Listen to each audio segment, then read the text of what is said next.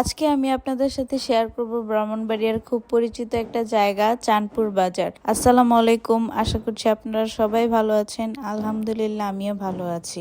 আজকে আমি আমার শাশুড়ি আর ভাস্তির সাথে চলে যাচ্ছি কিছু বাজার করার জন্য। জমিতে ক্ষেতের কাজ করার জন্য কিছু হেল্পিং হ্যান্ড রাখা হয়েছে, তাদেরকে সকালে দুপুরে খাওয়ানো হবে, তাই বাড়িতে বাজারের প্রয়োজন। তাই আমরা মিলে চলে যাচ্ছিলাম চাঁদপুর বাজারে। এই বাজারটা আমাদের বাড়ির খুবই কাছে, তাই কিছু প্রয়োজন হলে এই বাজার থেকে কেনাকাটা করা হয়। আর এই যে এটা হলো মাসিহাতার ঈদগাহ ময়দান। ঈদের সময় সবাই এখানে মিলে একসাথে নামাজ পড়ে। আর এই যে এটা হলো পাকাচং রেল স্টেশন। এখানে ব্রাহ্মণবাড়িয়ার তিতাস ট্রেন, কর্ণফুলী ট্রেন, দুইটা ট্রেনই এখান থেকে ঢাকা যায়। যাওয়ার সময় এখানে থামে, আসার সময় এখানেই থামে। কিন্তু সব ট্রেন আবার থামে না, কিছু কিছু ট্রেন এখানে দাঁড়ায়। পাগাচং রেল স্টেশনের অপর পাশে চান্দপুর তমিজুদ্দিন হাই স্কুল। স্কুলের সাথে যে মাঠটা বড়, এখানে সপ্তাহে একদিন বুধবারে গরুর বাজার বসে। আর এই যে এটা হলো চাঁদপুর বাজার। বাজার মানেই তো জমজমাট, সকাল বিকাল সবসময় মানুষ থাকবে। এখানে অনেক সিএনজি পাওয়া যায় ব্রাহ্মণবাড়িয়া সদরে যাওয়ার জন্য।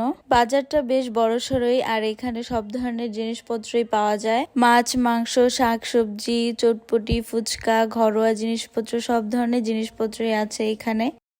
এখান থেকে আমার শাশুড়ি দুইটা বালতি কিনে নিয়েছে। বালতিগুলোর দাম পড়েছিল 400 টাকা। এখন আমরা কাঁচা শাকসবজি কেনার জন্য যাচ্ছি। আর শীতের দিনে শাকসবজি মানেই তো সিম, ফুলকপি, টমেটো, পাতাকপি। এখানে আমার শাশুড়ি দেখছিল কোন সবজিটা নেওয়া যায়, আর দাম জিজ্ঞেস করছিল কোনটা কেমন রাখবে। সবজিগুলো বেশ ফ্রেশই ছিল, আর দামটাও বেশি রাখেনি। তারপর এখান থেকে সিম, গাজর, পাতাকপি, ফুলকপি, মূলা, ধনিয়া পাতা, টমেটো, বরবটি, পেঁয়াজের পাতা, বেশ অনেকগুলাই শাকসবজি কেনা হয়েছে। শাকসবজি কেনার পর আমরা গিয়েছিলাম টেলরের দোকানে। আমার ভাস্তি জামা বানাতে দিয়েছিল। টেলরের দোকান থেকে জামা নিয়ে আমরা চলে গিয়েছিলাম ওষুধের দোকানে। বড় ভাবি বলেছিল কিছু ওষুধ নেওয়ার জন্য। তারপর এখান থেকে কলা আর বিস্কুট নিয়ে বাড়ির পথে রওনা হলাম। সন্ধ্যা হয়ে গিয়েছে, তাই আর বেশি দেরি করিনি। আমার আজকের ভিডিওটি এতক্ষণ পর্যন্ত দেখার জন্য সবাইকে ধন্যবাদ। সবাই সুস্থ থাকবেন, নিরাপদে থাকবেন, আশা করছি। আল্লাহ হাফেজ।